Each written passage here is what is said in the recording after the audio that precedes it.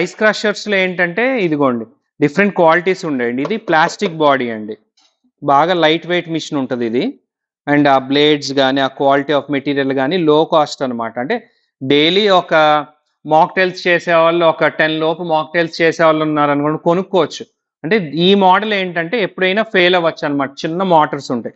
ఇప్పుడు ఈ మోడల్ అనుకోండి, కింద ఇదిగోండి క్యాస్ట్ ఐరన్ మెటల్ బాడీ, లోపల పెద్ద మోటారు, కంటిన్యూస్ వాడుకోవచ్చు అండి. ఇది per hour almost 100 kg ice కూడా కొట్టగలదండి. సో కంటిన్యూస్ వాడుకున్న ఇబ్బంది లేదు. సో ఇదేంటంటే ఎక్కువ మాక్టైల్స్ చేసే వాళ్ళు తీసుకెళ్తారండి. ఇంకోటి ఏంటంటే ఐస్ గోలాస్ చేసుకోవచ్చు. అండ్ ఇప్పుడు షుగర్ కేన్ ఉందండి, బత్తాయి ఉంది, జ్యూసెస్లో ఎక్కడైతే ఐస్ వేయాలో దీనిలో క్రష్ చేసి వేసుకోవచ్చు. సో మేజర్ కాన్సెప్ట్ ఇప్పుడు ఎలా ప్రమోట్ అవుతుందంటే, వాటర్ ప్యాకెట్స్ ఉన్నాయి అనుకోండి, 1 rupee water packets or 2 rupees whatever water ప్యాకెట్స్ని ఫ్రీజర్లో గడ్డగట్టిచ్చేస్తారు.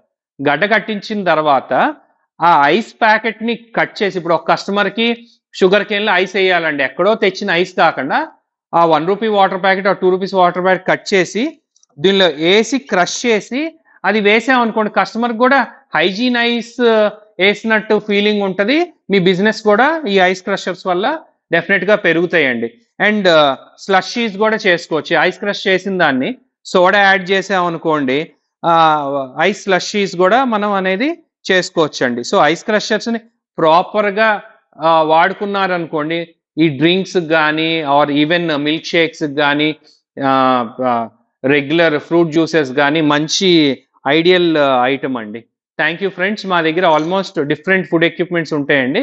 విజిట్ చేయండి మా స్టోర్ విజయవాడ కూలెక్స్.